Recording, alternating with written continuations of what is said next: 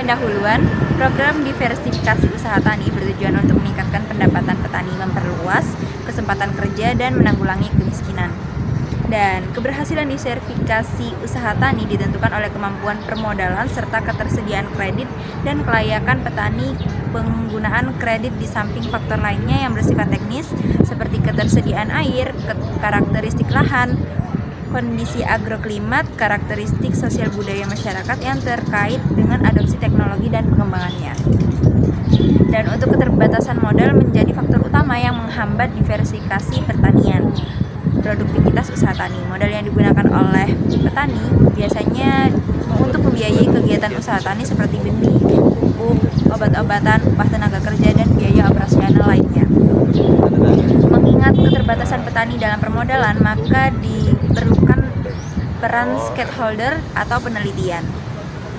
Penelitian ini diharapkan dapat memberikan arahan dan dijadikan sebagai salah satu bahan rekomendasi kebijakan pengembangan pembangunan pertanian.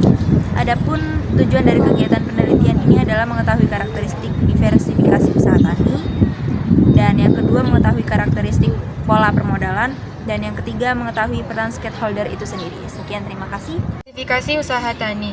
Pertanian diversifikasi berarti menanam lebih dari satu jenis tanaman, satu jenis ternak, atau satu jenis ikan. Diversifikasi dalam arti sempit yaitu mengusahakan antar jenis tanaman atau antar jenis ternak, sedangkan diversifikasi dalam arti luas yaitu mengusahakan antar jenis tanaman, ternak, dan perikanan.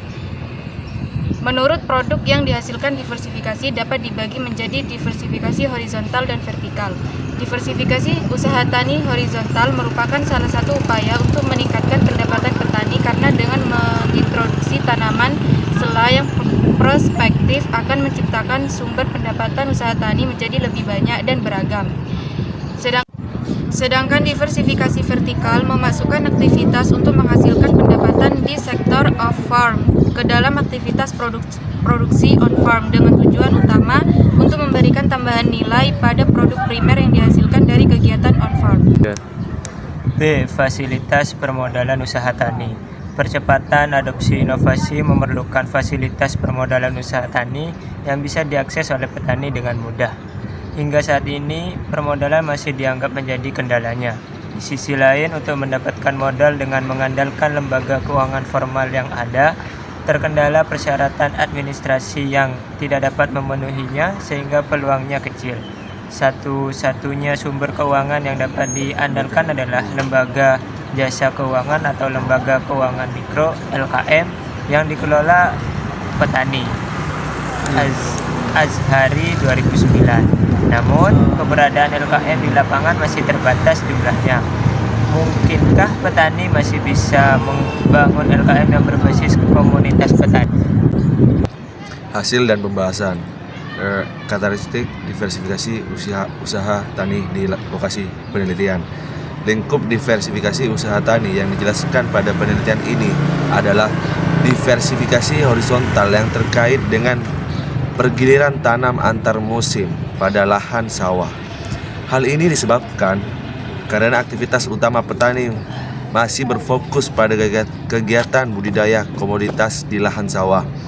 Lahan sawah banyak dimanfaatkan untuk pengusahaan beragam tanaman pangan dan palawija seperti padi, jagung, kedelai, kacang hijau, cabai, melon, semangka, dan tanaman hortikultura semusim lainnya. Analisis diversifikasi usaha tani di Kabupaten Ponorogo. Hasil identifikasi di Kabupaten Ponorogo menunjukkan bahwa usaha tani tanaman padi, palawija, dan hortikultura cukup menguntungkan sebagaimana ditunjukkan pada tabel 9. Biaya usaha tani yang paling besar adalah bawang merah sebesar 69,5 juta. Berikutnya ada cabai merah 46,3 juta, sedangkan yang terkecil adalah kedelai 6,3 juta dan kacang tanah 6,35 juta.